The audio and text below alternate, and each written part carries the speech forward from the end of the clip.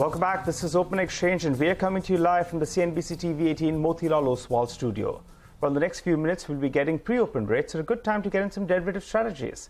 Chandan Taparia, derivative and technical analyst, and Motilal Oswal joins us on the show. Hi, Chandan. Good morning. What are the strategies you have for us today? Good morning, Nigel. Thanks for having me. So we have seen a good recovery of more than 800 points in last couple of days, and Nifty index is continuously making higher highs, higher lows. However, now we are near to a key hurdle near to 17,777 zone. There is a hurdle of supply trend line of falling channel, which is working well from last couple of months. But undertone is positive.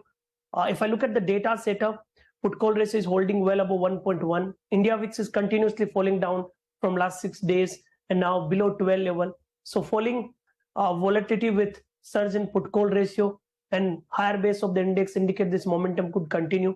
We believe that till Nifty holds the immediate support zone, buy on decline could continue with support of 17,442, and this rally can extend to next level of 17,777 and then 17,900 marks.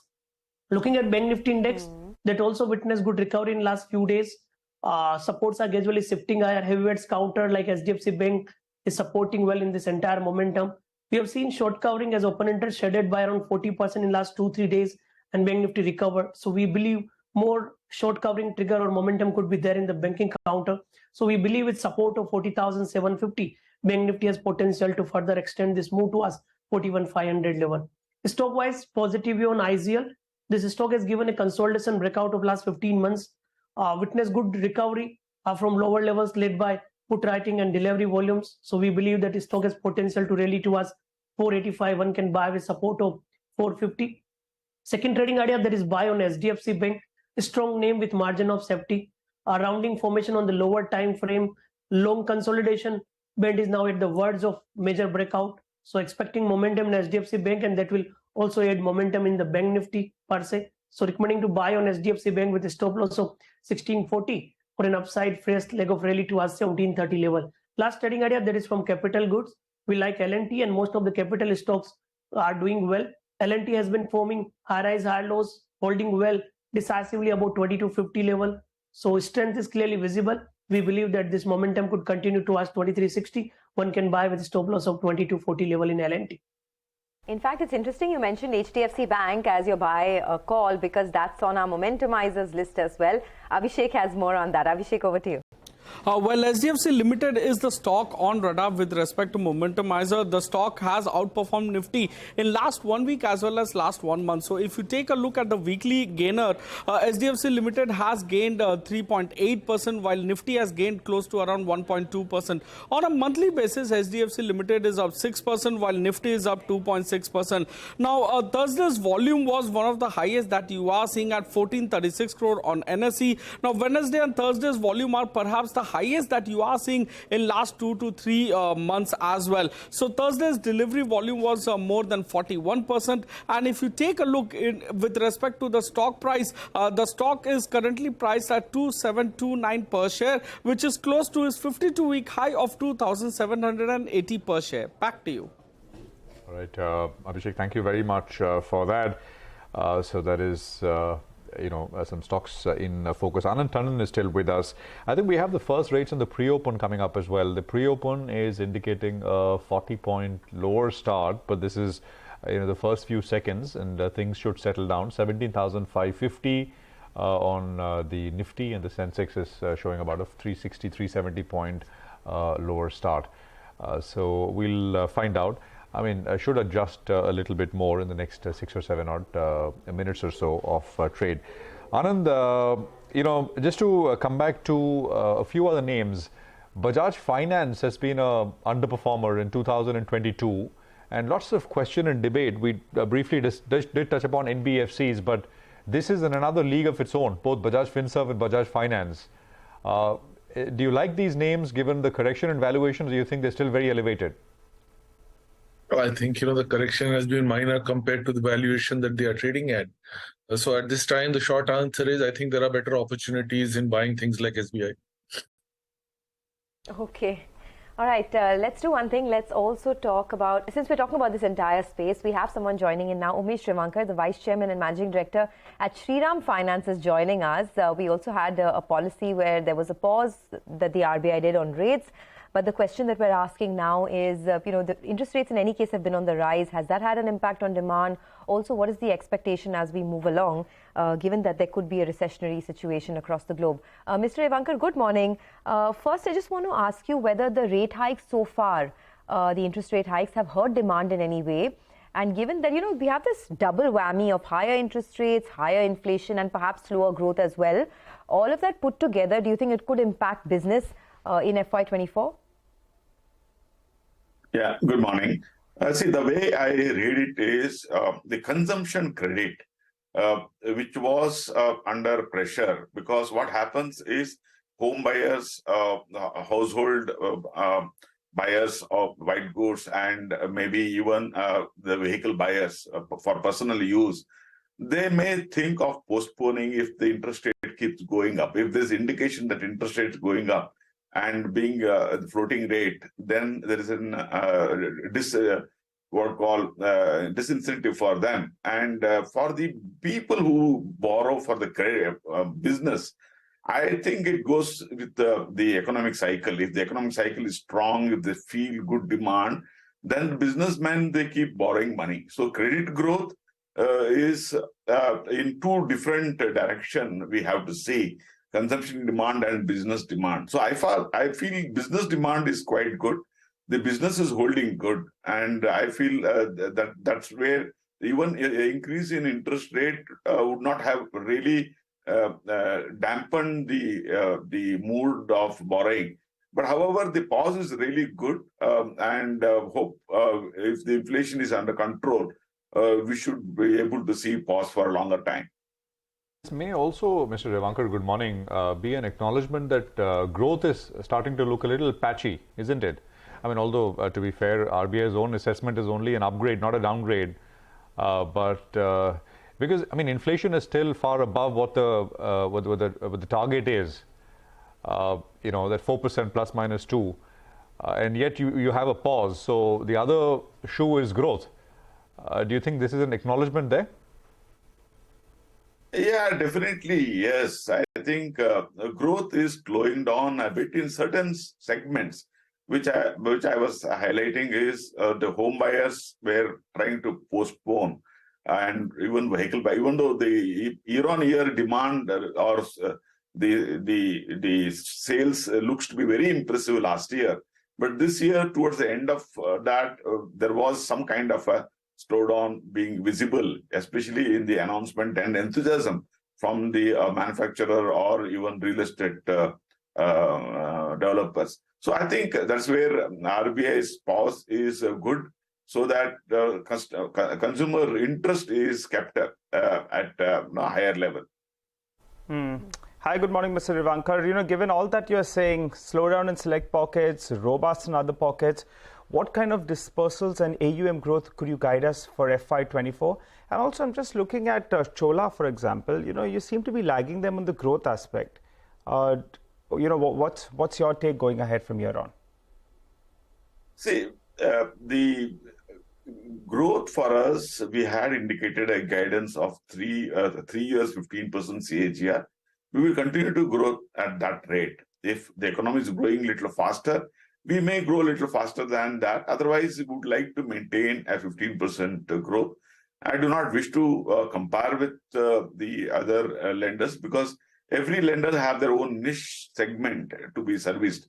And we are in our niche segment, and we are very comfortable with the segment and the growth rate, what we have planned. This 15% is AUM or dispersals? AUM growth. AUM growth.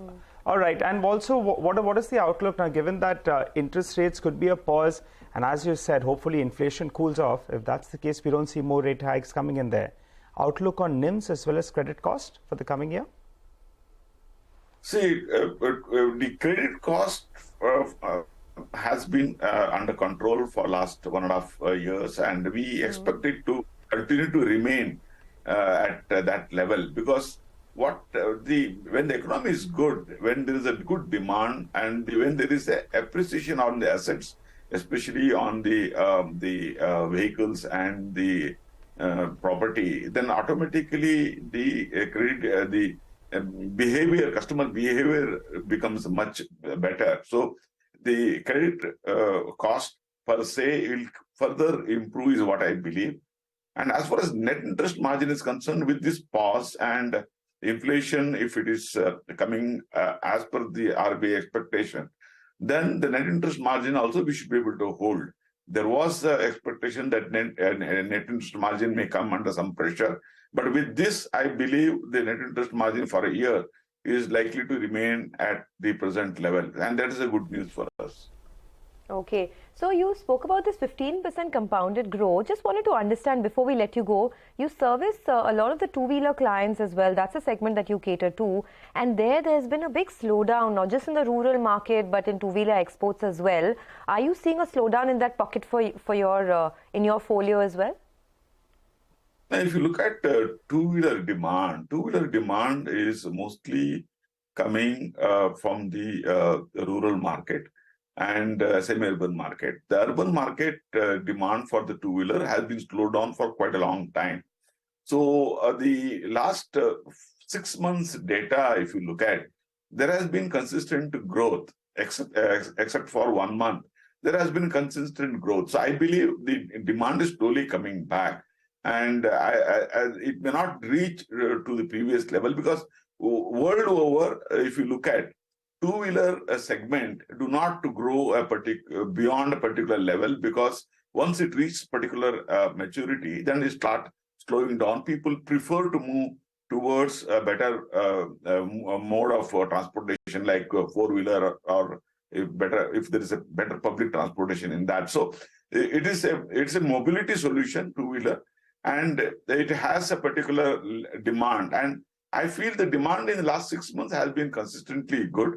So and I believe that will continue to grow. We are increasing our market share in two-wheeler. So what is important is we are increasing. And I strongly believe we will keep growing in two-wheeler at around 20% year on year. All right. Okay, Mr. Revankar, we'll leave it at that. Thanks a lot for joining in. So 20% growth in the two-wheeler space and 15% growth overall is what you're looking at. And you don't see any impact that higher interest rates has had on demand just yet. Got that. Well, let's do one thing. It's almost 9:10. So let's take a quick look at what's happening in the pre-opening rates. We'll get Sudarshan and Mitesh in as well. Sudarshan, what's the 9:10 call? Well, HDFC Life is a positional buy as well as an intraday buy. Stop under 493. All right. And Mitesh, how about you? Yeah. I'll go with a buy on DLF. Keep a stop below 375. Look for target of around 800. Okay, well, real estate companies are definitely going to be in focus after solid updates coming in both from Soba and Godrej Properties. Sonal is here to give us the list. Sonal. Well, I'm focusing on Godrej Properties, Sonia, because there's an upgrade coming in from Motilal Oswal as well. First, on the operational numbers, the sales value is very strong. It is up 24% on a quarter-on-quarter basis, 25% on a YOY basis. Sales volumes at 5.25 million square feet. That's an uptick of 19% on a sequential basis. Collections too are higher by 52% on a YOY basis and 127% on a sequential basis. Post this, they have been able to easily surpass their FY23 booking guidance of 10,000 crore rupees. Right now, they have made bookings of 12,232 crore rupees, which is a 22% uptick to their booking guidance itself. Company says they have a stronger launch pipeline in FY24, which is better than anything that they've seen earlier. The stock will also be in focus because Motilal Oswal has upgraded the stock to a buy from a neutral. They say company reported a four-fold jump in sales bookings to 8,000 crore rupees. This is between FY17 to FY22, and this was driven by 100 million square feet of project additions. Their market share expanded to 8% in calendar year 2022 versus 2% earlier, and they also estimate that the company could deliver 38 million square feet of projects over the next 2 years. And that's why the company is targeting 20% growth in terms of pre-sales over FY23 to FY26. This will take their pre-sales to around 20,000 crore rupees. They expect the annual launch run rate to double to 20 million square feet plus over the next 2 years. So a couple of triggers that Motilal Oswal is talking about as far as Godrej Properties is concerned. All right. Sorry. So that's Godrej Properties. Lots of calls this morning from brokers on varied stocks. I mean, Godrej Properties is, of course, news related. I was looking at a call from, I think, Antique on Muthoot Finance, calling them the big B of gold financing. I'm seeing a positive note on Muthoot after a long time. So keep an eye out on that one as well. But autos are in focus. We got you that upgrade on Tata Motors from Goldman Sachs, but Maruti is on some hard luck. Sonia. So, it's interesting. Maruti could be in the green today because of the CNG price cut. Right? I mean, Maruti has a big portfolio that sells CNG vehicles, but the initial tick is in the red. So it's all over the place. So the positive news flow is that CNG prices have been cut. Mahanagar Gas, IGL, Gujarat Gas have all slashed CNG prices. Now, lower CNG prices beneficial for Maruti. Maruti gets about 17% of its revenues from CNG vehicles. In FY23, for example, out of the total 1.9 million units that were sold, 325,000 units were CNG, and this was a growth of almost 40% compared to FY22.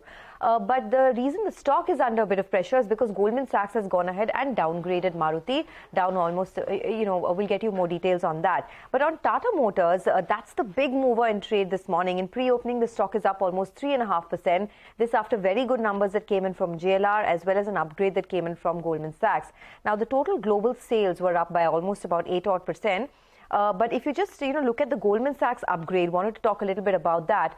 They've upgraded the stock to a buy from a neutral, raising the 12-month target price to 550, which is a 26% upside. Now, a couple of reasons here. One, they say that valuations are cheaper than what Tata Motors used to trade at historically. The median valuation used to be about 9 times. It's now trading at 7.5 times.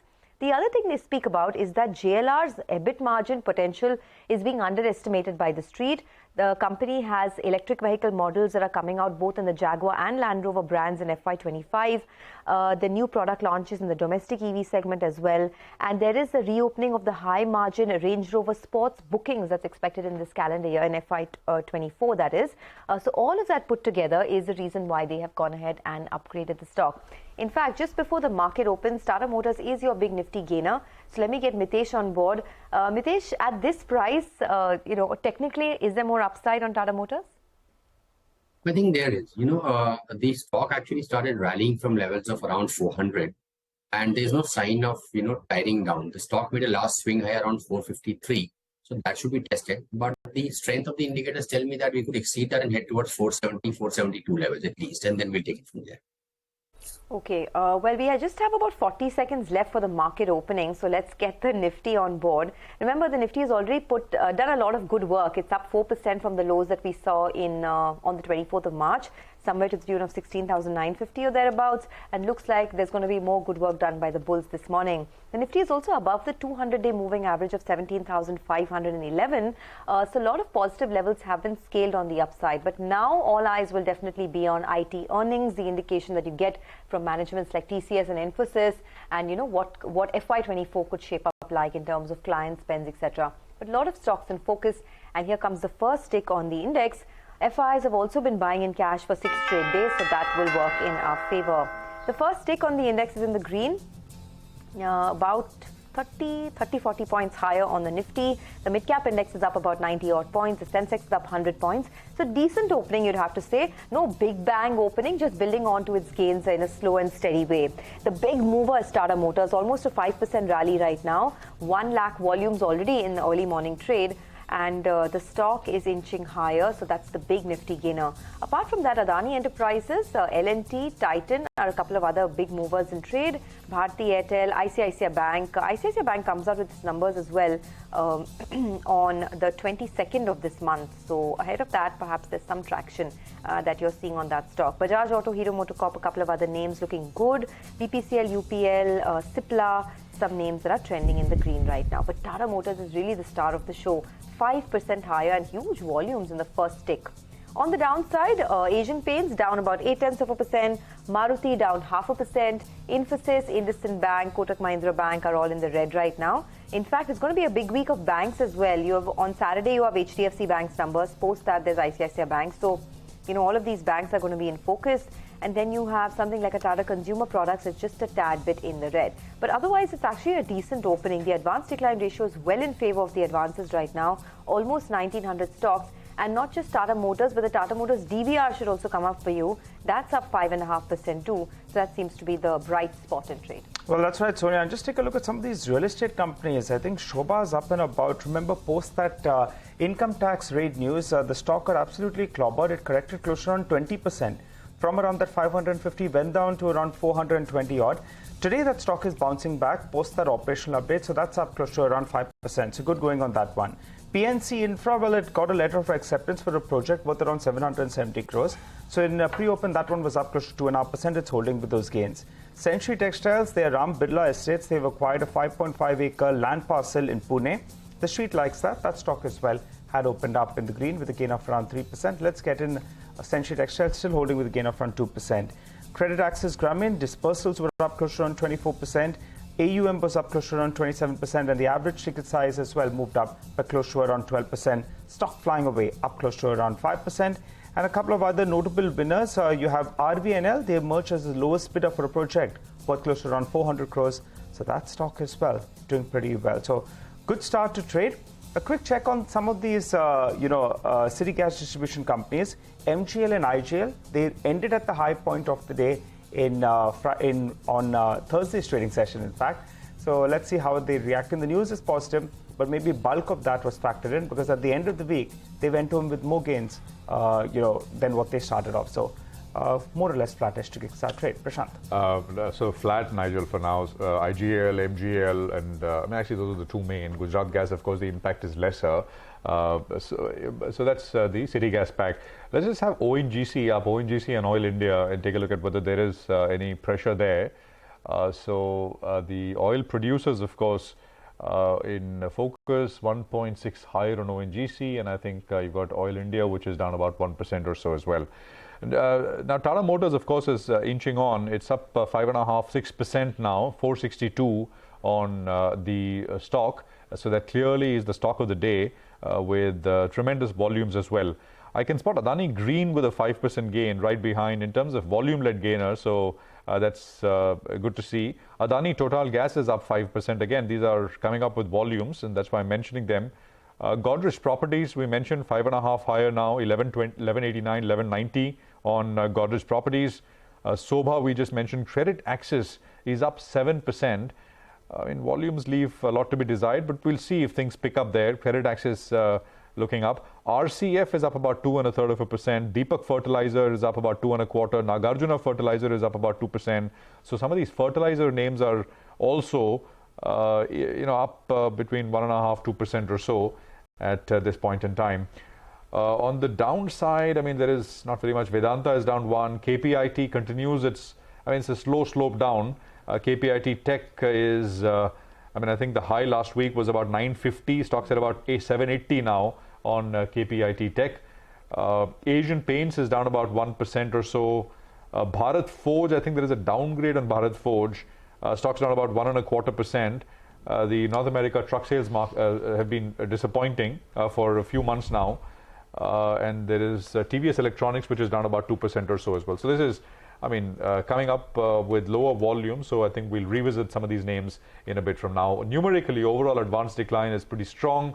It's about almost not quite 4:1, but about 3.5:1 in favor of advances. Our market master of the day is with us, Tahir Badshah, Chief Investment Officer, Equities at Invesco Mutual Fund. Tahir, good to have you with us here. Thank you very much. On the buy side, Tahir, how have you been looking at all these sell side reports urging you guys to buy? Buy tactically, buy for a bounce. What's your own view? Keep coming every now and then, but we have probably obviously we should take overall conditions into account. And I think from the last time that we spoke, there has been a one negative development from a global standpoint, which is around US, centered around US banks and the repercussions thereof. And then there is a good development over the weekend that, at least for some reason, the RBI has chosen to pause, and that takes away some bit of the multiple pressure on the market, pressure on multiples rather, on the market. I think we still are struggling with how to look at overall growth.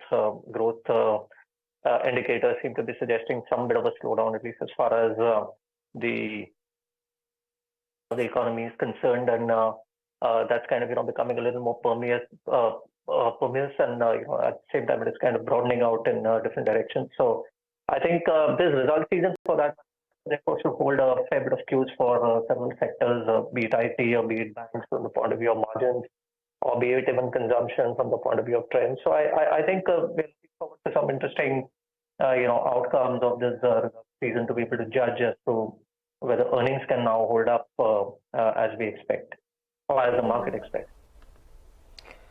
Okay.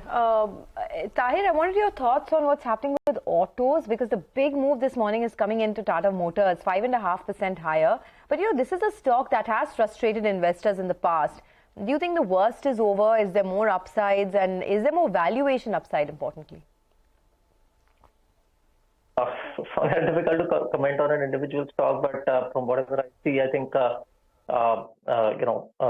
what we've read about is a decent delivery as far as the month of March is concerned, and it has pepped up expectations. I think it has also been a little bit of a laggard as far as the overall set of auto stocks is concerned, particularly the OEM. So clearly some bit of that catching up coming by.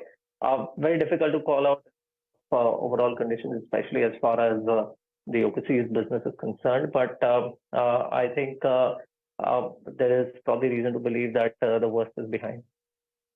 All right. Hi, Tahir. Good speaking to you after a while. Tahir, the last time we chatted, you said some of these tech stocks are beginning to look interesting, and so is the case as well with some new age themes. What's your current positioning on the tech stocks? Because that's going to be the big trigger for the next 1 week or so. And the new age themes, have you all got any of them now? Have you all bought any of them? On your second question first, we've not really added anything. We're just clinging on to whatever we have. Obviously, there's much of it is underperformed, and to that extent, it doesn't really seem right to kind of knock them off either. And probably, you could start seeing somewhat better tidings, especially if the market starts moving to appreciate a little more growth in not immediately, but probably in 3 or 4 quarters from now, when interest rates probably start to move in the other direction.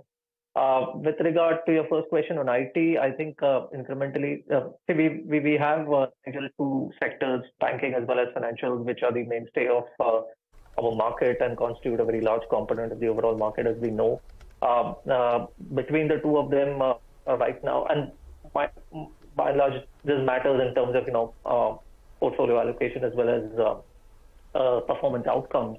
And I think between the 2 of them, our preference is slightly tilted in favor of technology, simply for the fact that they are on leveraged balance sheets and therefore a little easier to handle. Both of them are now somewhat embroiled as far as global circumstances are concerned, and to that extent, I think there is pressure on both. But between the 2 of them, I think given that IT has significantly underperformed, we're not necessarily thinking of it as a very strong growth recovery out there.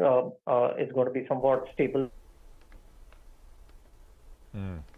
Okay, I think that connection froze. We'll just have Tahir back with us in a couple of seconds. But Tahir was saying that he is not expecting a strong growth recovery in IT services, but it's a space that he's constructive on. 17,631 for now on the Nifty. I'll just have Tahir back with us. Okay, I think Tahir is back with us. Tahir, sorry, just to continue on that point, we got the crux of what you're saying on IT. Gartner put out a note and they put out their forecasts for overall IT spending for 23 and also 24. It's quite interesting. For 2023, compared to what they were saying, overall IT spending worldwide will grow at. So in January, they said it'll be about 2.5%. They're now saying it should be about 5% plus growth. Overall IT spending. I mean, it's quite counterintuitive in that sense. We'll hear from IT companies, but what's your sense? How would you read this? That 5% is probably looking similar to what they had forecasted for the previous year, and therefore it's heartening. Although, and it has been up as you said from their earlier guidance as well. So I think as of now, it at least if you go by their forecast, then it's more of the EU. But I would like to think that we need to get into specifics of the Indian IT services companies, and we'll hear a lot more as the quarter goes by, and we we get the quarterly results and probably being the beginning of we get some new year guidance as well, so full year guidance as well. So I think it's like I said, I mean, much of the market probably from the point of view of quarterly results is going to be interesting, be it IT from the point of view of guidance, or be it consumption from the point of view of the slowdown, banks from the point of view of their margins, and industrials from the point of view of whether they're able to hold up and deliver to the promise. So I think it's going to be an interesting result season overall. But tech, I think initial estimates are that it's going to be an inline quarter. But as you all know, it rests a lot rests on the guidance which comes along. Got that. Tahir, how does this RBI pause sort of play? How do you read it as an equity investor? What's your own reading? Is it an acknowledgement that perhaps one needs to worry a little bit about growth as well, because you are worried about the growth slowdown broadening out a little bit, as you explained? Yes, the way I think about it is that RBI is probably it's a relief as of now, and although it is not conclusive, the RBI itself has indicated that this is more of a guarded pause, and they can always come back. I think they're giving themselves time. It is a good move from the point of view of giving themselves time and giving the economy time as well, because we've seen almost 250 odd basis points of interest rate hikes, and let the impact of that permeate down onto the ground. It's already starting to permeate. So. Okay, all right. We are having some issues with the video, but I think we got the gist of what you were trying to say. Thanks a lot, Tahir, for joining us and speaking to CNBC TV18. Well, the market is not too bad, not too good. I mean, just sort of ambling along, 30 points higher, but at least holding on to its gains of last week. And the big story really this morning is Tata Motors, 7.5% higher now. I think there are already 1 crore shares, over 1 crore shares being traded on Tata Motors on the upside. Well, let's get in some views now on the market, on certain themes. Venugopal Gare, the Managing Director at Bernstein, joins us now to talk about that. Venugopal, good morning and thanks a lot for joining in. You now have a buy call on India. You think it looks attractive, at least compared to, or rather a rebound call on India. And I guess, the valuation argument is something that is playing out well for a market like India. But tell us, what is the rationale? Is this a market that will see a big upside from here on? Are we just going to, amble along and perhaps not fall as much as our peers? What's the base case? Yeah, so yes, I think the word rebound, as you sort of stressed, was the most important word out here. I would probably say that if you were to see the last 18 to 20 months, India has been broadly flatlining, pretty much in a range-bound sort of a market. And in some way on the line, you can call it a bearish sort of a market, even from a global perspective. And you tend to see bear market rallies from time to time, these sort of rebounds and then, sell-offs, which is quite common if you look at the past 18 months as well. Normally, we tend to ignore, quite a few of these bear market rallies if they're pure valuation-led. I guess the reason why we decided to call a rebound this time was largely because it was not just pure valuations. I guess our perspective was more led by the fact that we were also seeing macro bottom out. See, the December quarter was not great. And thereafter, March quarter, some of the data points appear to sort of reflect that we're going to be at least moving into a rebound phase for the macro, which is the second most important point, I guess, which plays in our overall thesis. So what we're essentially saying out here is that the 6 months of underperformance relative to EM was the most important parameter out here. And once we rebound, we essentially go back to where we were in early January, which is that 18,500 for Nifty. To some extent, since EMs in general outside of India are not necessarily in a great situation as well. So what it means is that there'll be a narrowing of that underperformance, which is the most important call out here that we're trying to sort of make. FII flows, of course, to sort of track all these factors in which we view is perhaps some of the FII flows will start to also improve, given the fact that domestic flows are still generally okay at this point of time. A combination of all that sort of pushes up the market to a different level. So that was a broad call that we were trying to make out here. Venu, but good morning. But, so it's, but markets do overshoot, undershoot, etc., right? So when you say 18,500, you practically will be pretty much close to the all-time highs. So you're calling, after that, you're calling for an extended kind of time correction? Yeah, so I'll tell you the broader thinking out here. See, market, if you look at Nifty, about 1.5, 2 years back was more than 22 times, 22 times valuations, right? So that is where we started with about 1.5, 2 years back. Now the situation is that we came down to something like 17 point something in terms of forward, Nifty P. So if you go to that 18,500 band, assuming that earnings don't correct meaningfully, especially in the near term in terms of forward-looking outlook for earnings, we're probably somewhere close to 18 plus, 18 and a half in terms of valuations. This is more like where we settle it, right? Rather than leading to any change in view on valuation. This is not like the previous 20 to 25x in terms of P. So that is one context. The second thing is, remember that in the macro rebound phase, you tend to sustain a certain level for a while. But the point is, we think that risk will eventually reemerge. Now, these risks potentially could be global side risk, which is still not clear in terms of how volatile the global economy would be. Number two is interest rates. Pause was welcome, but the point is, potentially that risk still remains in terms of how global rates will move. More importantly, monsoons. We still don't know how things are going to shape up, but that information will be available only in June-ish, July-ish. So these risks are more backward-looking second half. Our earlier opinion was that second half the market would rally and bring us back to that 18,500 by the end of the year. We're basically saying that now it's going to happen in second quarter, where it settles in potentially flat lines or start to moderate in the second half. Hi, Venugopal. Good morning. You know how things change, right? Just a few weeks ago when you joined on the show, I was asking you whether or not we could see 16,000. And things have turned it on. They've stabilized and looking up from here on as well. So hopefully we move up. But there are a couple of themes that you like. And I believe the real estate basket as well as cement, those themes look good from here on. Explain that to us. Yeah, see, the interesting thing is when we made this call, we didn't know that RBI is going to do a pause. Even though if you see my report, I mentioned interest rate peaking as one of the thesis, for taking the call.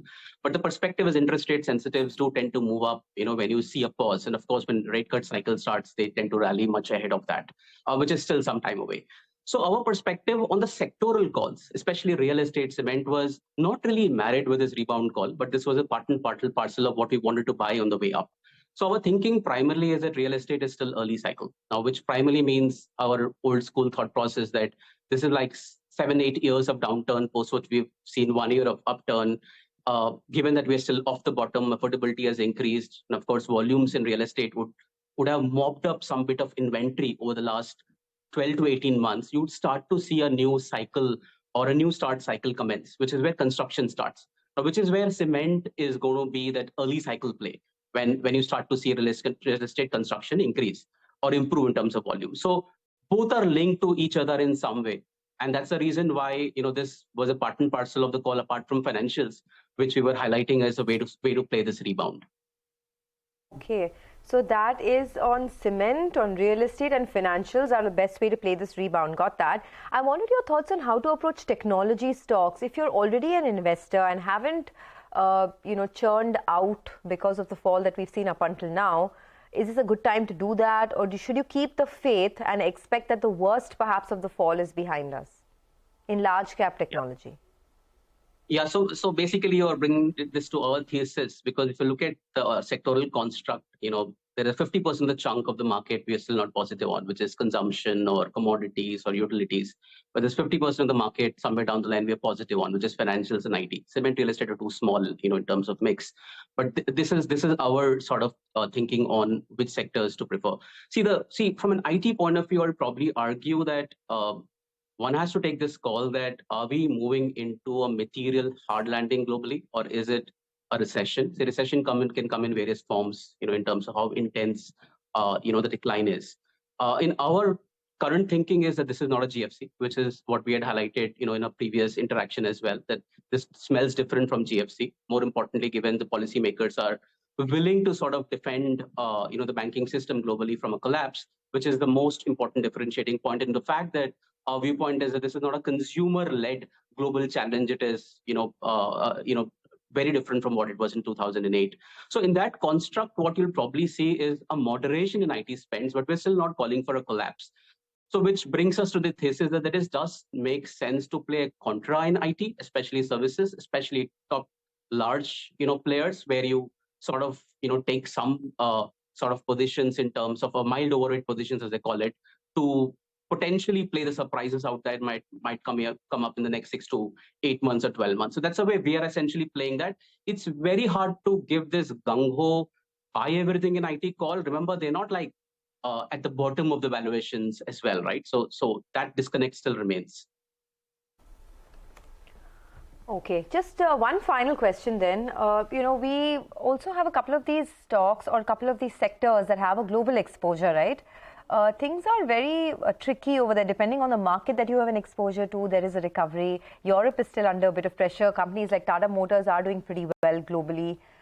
What's the sense you're getting? If we do head into a recession in the US, is it better to just keep away from some of these global players? Or is there a sectoral or a geographic bias that you have here? See, Europe is perennially a problem. I don't think this is an episodic issue around what we are seeing right now. I think Europe in general will remain troubled as a geography for a longer period of time. So one can't really take a call today on whether one should be playing Europe.